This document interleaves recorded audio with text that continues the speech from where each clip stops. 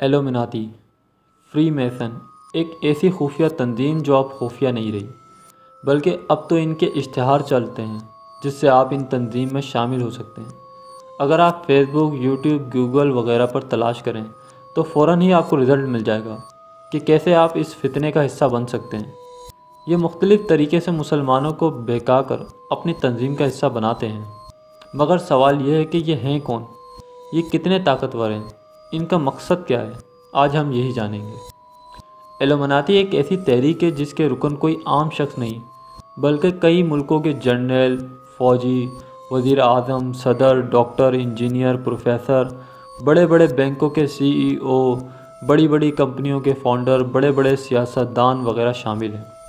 ان کا طریقہ کار دنیا کا بینکنگ نظام کو کنٹرول کرنا، بڑے ملکوں میں جنگ کروا کر اپنے مقاصد حاصل کرنا، اور سب سے بڑی چیز اپنے دیوتا یعنی دجال کے آنے کی تیاری کرنا، مسلمانوں کو ختم کرنا، پوری دنیا میں نیو ورلڈ آرڈر نافذ کرنا، یہ سب ان کے مقاصد میں شامل ہے۔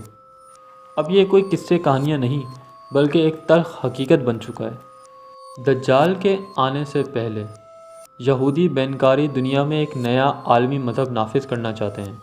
چنانچہ 1992 میں نیو ورلڈ آرڈر کے نام سے دنیا میں ایک نظام کو متعارف کروایا گیا۔ یہ در حقیقت ایک نیا مذہب ہے جس کی بنیاد خواہشات پر قائم ہے۔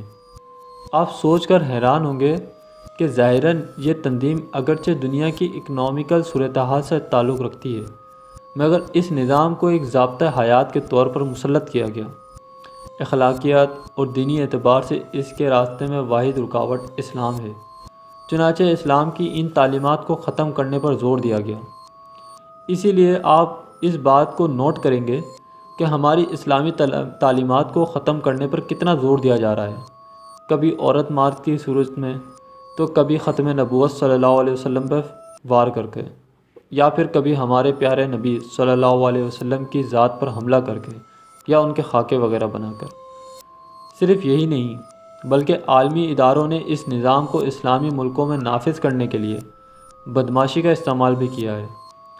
ان قوموں کا کھانا پانی بند کرنے سے لے کر ادویات تک، نئے نئے وائرس تک کی دھمکی دے کر، جیسے کہ صدام حسین نے بھی اپنی تقریر میں کہا تھا، اور اس نظام کو نافذ کرنے کے لیے ایک حربہ استعمال کیا جاتا ہے جسے آزادانہ خیالات یا مملکت کہا جاتا ہے۔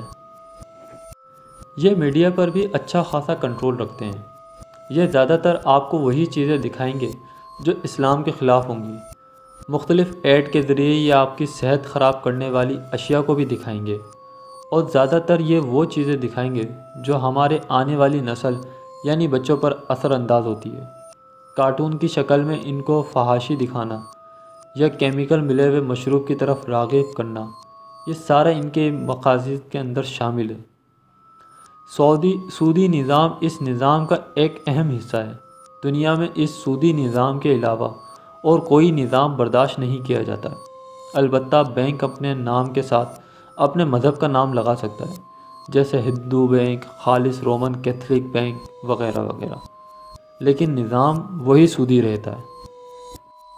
اس نئے مذہب میں عورتوں کو اسلام نے جو عزت دی تھی، اس کی چوٹیوں سے گرا کر فٹ پاتھوں کی لمبی لمبی قطاروں میں خوار کرنا، بغیر روک ٹوک مردوں کی خواہشات کی تکمیل وغیرہ کرنا، اور اس کو آزادی اظہار رائے کا نام دینا بھی شامل ہے۔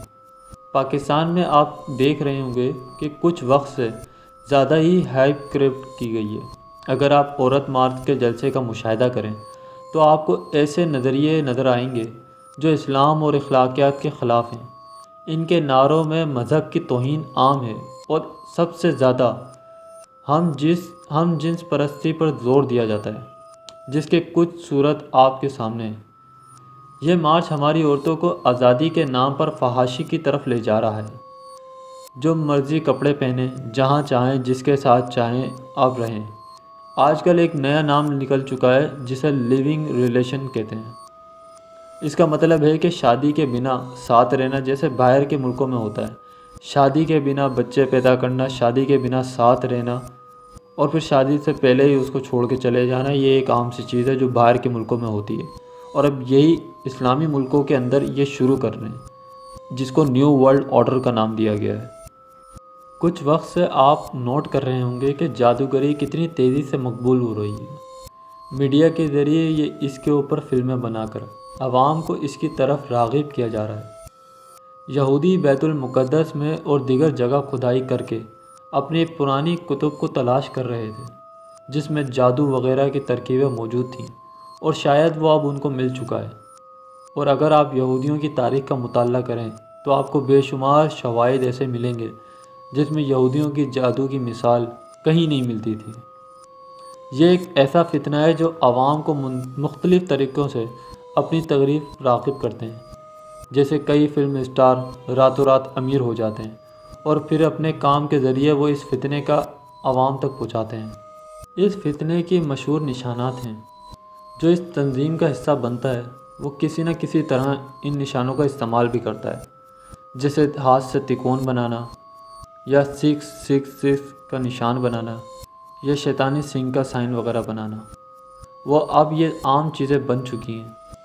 اور سب سے بڑی چیز جس کی یہ تیاری کر رہے ہیں وہ جنگ جس کا ذکر تینوں مذاہب کی کتاب میں موجود ہے، جس کو زیادہ تر یہ جنگ جو ہے آرمیگیڈون کے نام سے مشہور ہے۔